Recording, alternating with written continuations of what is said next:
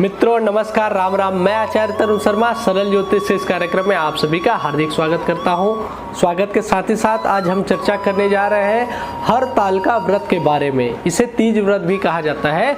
विशेष रूप से माताएं बहनें जो विशेष पति की कामना करती हैं या विशेष वर की इच्छा जिनकी रहती है वो इस व्रत को रखती हैं। श्रद्धा भाव से व्रत रखा जाता है। एक दिन पहले के क्या नियम है, उस दिन के क्या नियम है, पूजन की क्या सामग्री है, सभी पे चर्चा होगी। साथ ही साथ इस पूजा को कैसे करना चाहिए इस पर सटीक चर्चा होगी, इसलिए वीडियो में बने रहे। चलिए वीडियो को प्रारंभ करते हैं।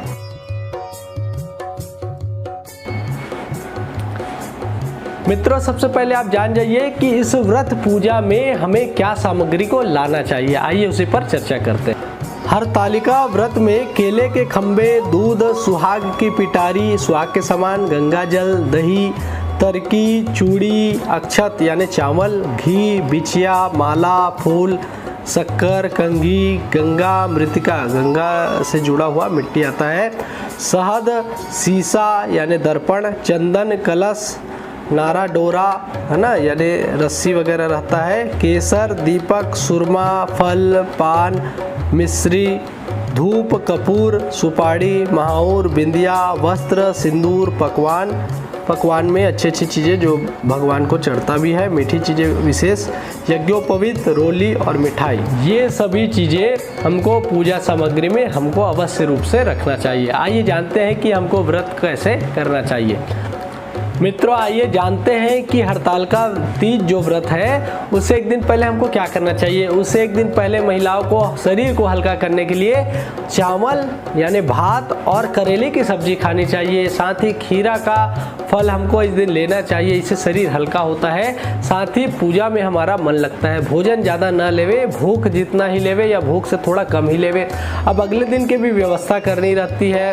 रात के समय महावर आदि सबको लगाते हैं एक दूसरे को, साथ ही मेहंदी वगैरह लगाते हैं। जो माताएं बहनें हैं एक साथ है तो वो सभी एक दूसरे को अवश्य लगाते हैं।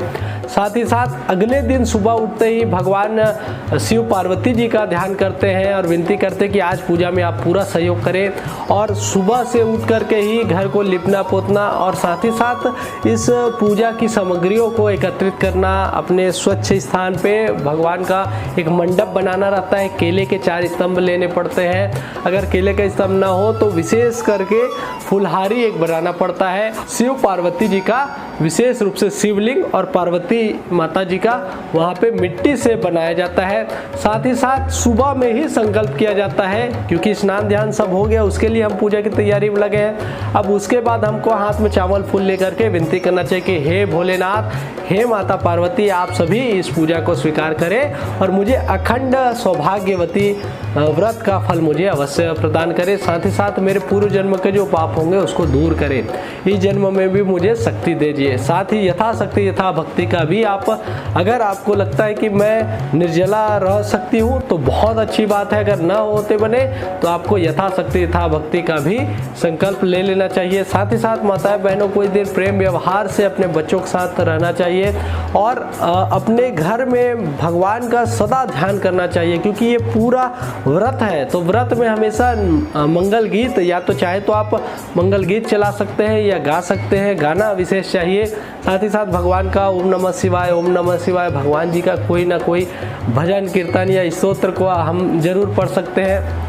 साथ ही साथ शाम के समय में ब्राह्मण को जरूर बुलाएं। ब्राह्मण को बुला करके घर में पूजा करवाएं उनसे। पूजा जब करते हैं, मंगलाचरण होता है, स्वस्ति वाचन होता है, तो पूजा का प्रभाव दिव्य हो जाता है। साथ ही साथ विशेष करके जैसे पूजा आदि सब होता है तो अंतिम में ब्राह्मण को दान दक्षिणा अवश्य देवे।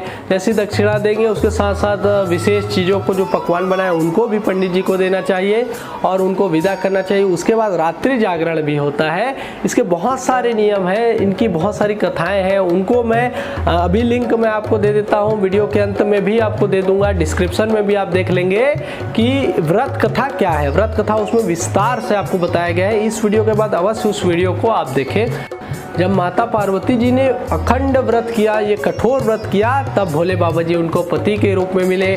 तो माता पार्वती जी की जब इच्छा हुई, हम सभी के हित में उन्होंने यह प्रश्न रखा कि हे भोलेनाथ, मैं ऐसा क्या व्रत की हूँ, मेरे ध्यान से वो उतर रहा है जिसके प्रताप से आप जैसे पति मुझे मिले हैं। तो माता पार्वती जी को नियम बताया गया, वो सभी कथाओं में बताया गया है।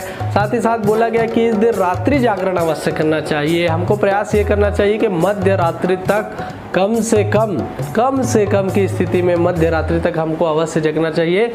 पानी आदि जो भी चीज़ें हैं उनको सेवन नहीं करना चाहिए। विशेष परिस्थिति है, शरीर में कुछ रोग है, तो आप भगवान से इसीलिए सुबह में संकल्प के समय अपनी बात को रख दीजिए। साथ ही साथ यथाशक्ति यथाभक्ति को भी जरूर करें। अगले दिन इसका पारण होता है, ये गणेश चतुर्थी का दिन होता है। तो आज जो तीज व्रत के बारे में मैं बता रहा हूँ, इसमें यही है कि हर तालिका यानी अपनी सखियों के द्वारा माता पार्वती को जब जंगल में ले जाया गया, हरा गया, और उन्होंने अपने भगवान यानी भोलेनाथ जिनको पति रूप में स्वीकार करना चाहती थी, उनके ध्यान में इतने ज़्यादा रम गई कि उन्होंने उनको स्वीकार किया, यानी भोले बाबा जी उनको स्वीकार किए।